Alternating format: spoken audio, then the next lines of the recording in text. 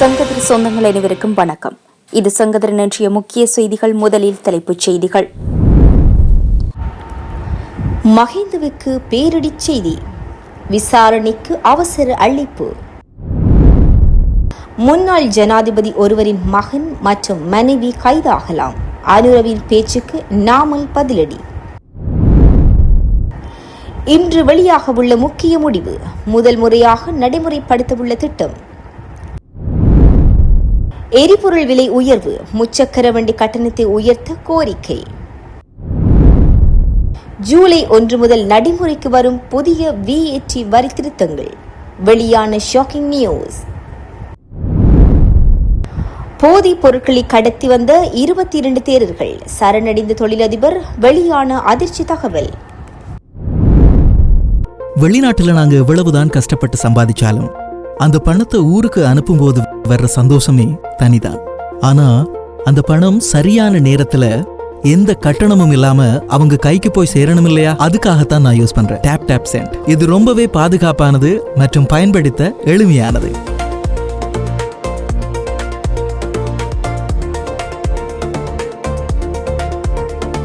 ஏனைய ஆப்ஸ் மாதிரி இதுல மறைமுக கட்டணங்கள் எதுவுமே கிடையாது. 0 டிரான்ஸ்ஃபர் ஃபீ, சிறந்த எக்ஸ்சேஞ்ச் ரேட், இன்ஸ்டன்ட் டிரான்ஸ்ஃபர். நீங்க எந்த நாட்டுல இருந்தாலும் சரி, ஒரு பட்டனை தட்டினா போதும், ஒரே நிமிஷத்துல உங்களோட குடும்பத்தினர் அக்கவுண்டுக்கு பணம் போய் சேர்ந்துடும். அவ்வளவு வேகம். தாமதிக்காதீங்க, இப்போதே TapTap Send ஆப்பை டவுன்லோட் பண்ணுங்க. அத்தோடு மறக்காம செங்கதிர் என்ற ப்ரோமோ கோட்டை பயன்படுத்தி கூடுதல் போனஸை பெற்றிடுங்க. TapTap Send. Send more, spend less. இதுபோன்ற செய்திகளை உடனுக்குடன் தெரிந்து கொள்ள செங்கதிர் சேனலை சப்ஸ்கிரைப் செய்து இணைந்திருங்கள். இனி விரிவான செய்திகள். முன்னாள் ஜனாதிபதி மஹிந்த ராஜபக்ஷ மற்றும் முன்னாள் அமைச்சர் பியங்கர ஜெயரத்ன ஆகியோர் வாக்குமூலம் ஒன்றை வழங்குவதற்காக கையூட்டல் ஒழிப்பு விசாரணை ஆணைக்குழுவினால் அளிக்கப்பட்டுள்ளனர்.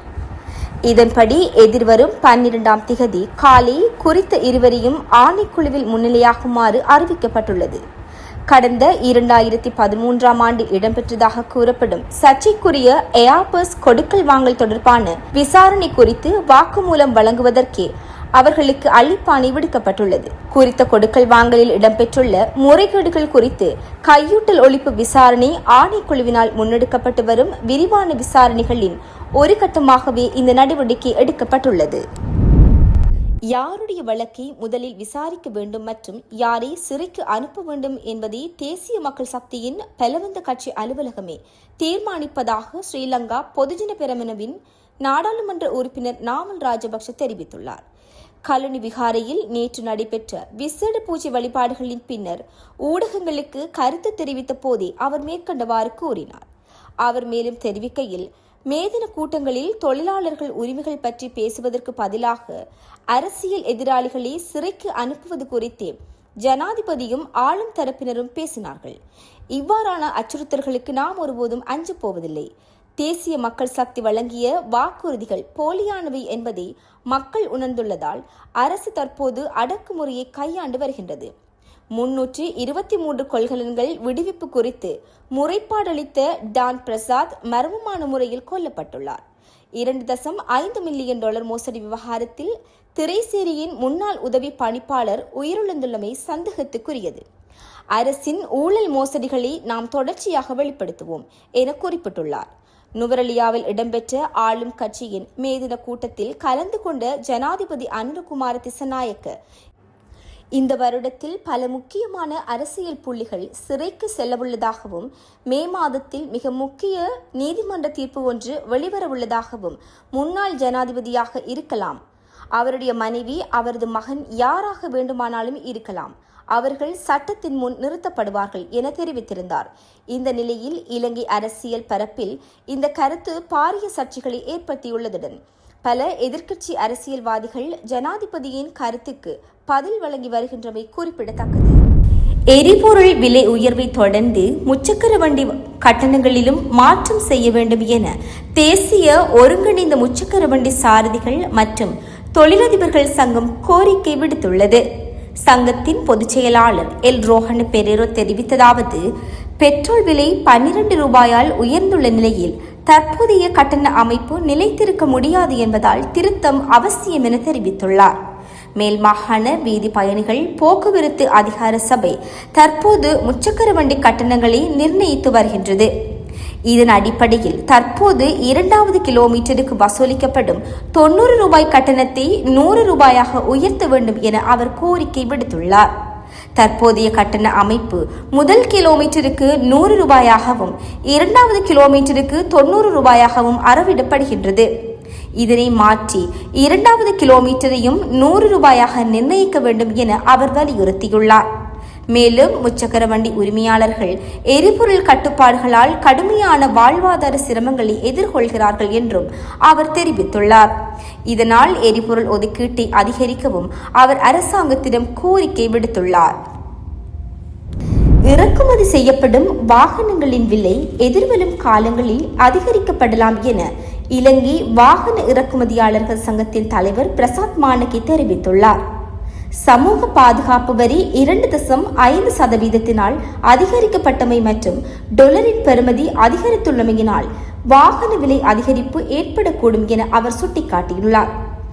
இந்த விலை அதிகரிப்பானது அனைத்து வகையான வாகனங்களையும் உள்ளடக்கியதாக இருக்கும் என எதிர்பார்க்கப்படுகின்றது. நடுத்தர மக்களின் பயன்பாட்டில் உள்ள பிரபல வாகனங்களின் விலைகள் கணிசமான அளவில் அதிகரிக்கும் என்று தெரிவிக்கப்படுகின்றது.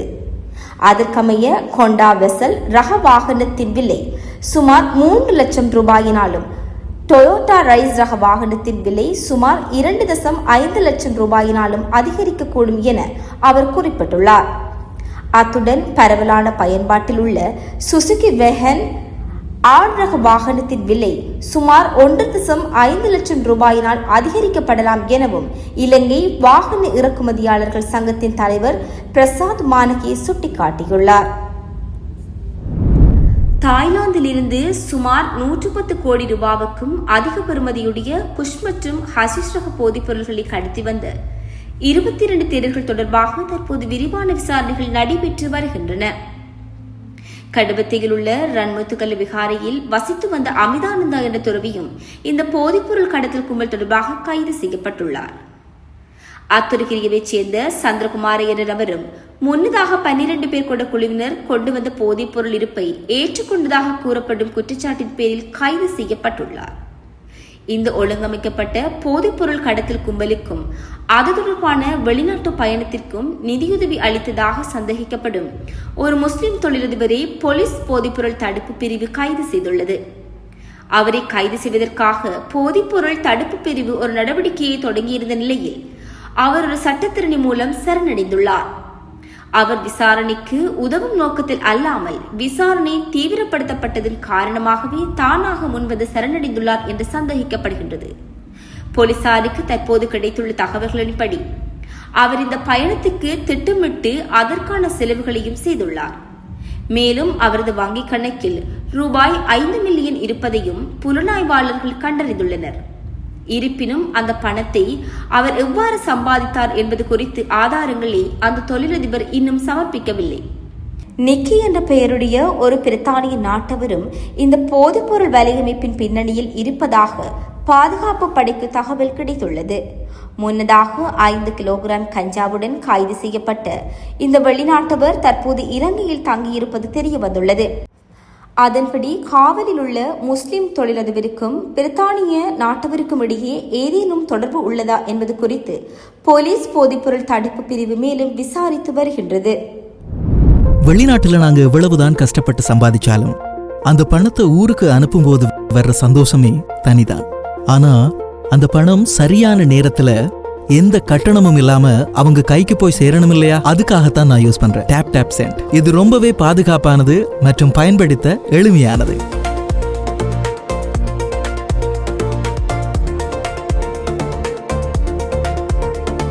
ஏனைய ஆப்ஸ் மாதிரி இதுல மறைமுக கட்டணங்கள் எதுவுமே கிடையாது.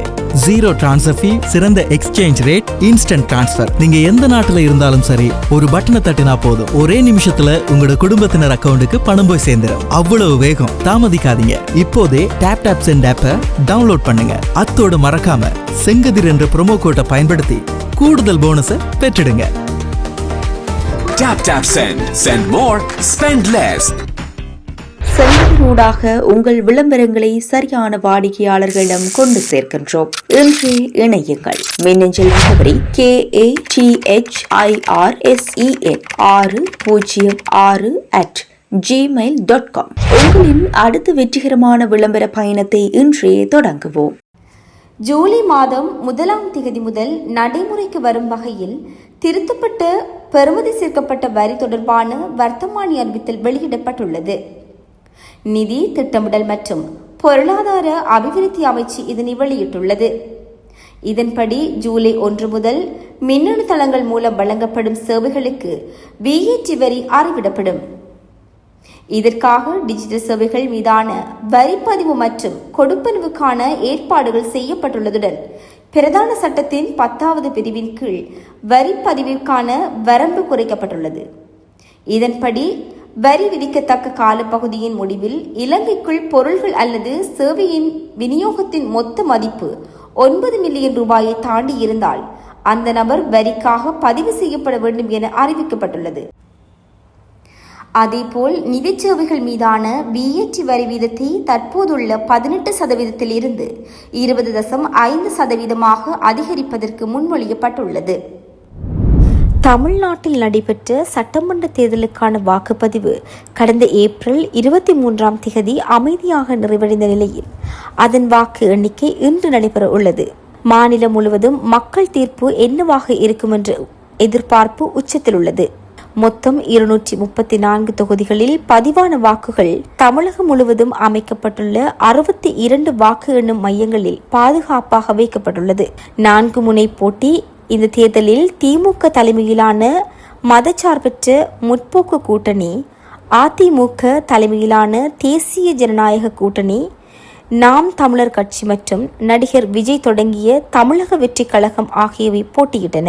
குறிப்பாக புதிதாக களமிறங்கிய விஜயின் கட்சி அதிகளவில் வாக்குகளை பிரித்துள்ளதாக அரசியல் வட்டாரங்களில் கூறப்படுகின்றது.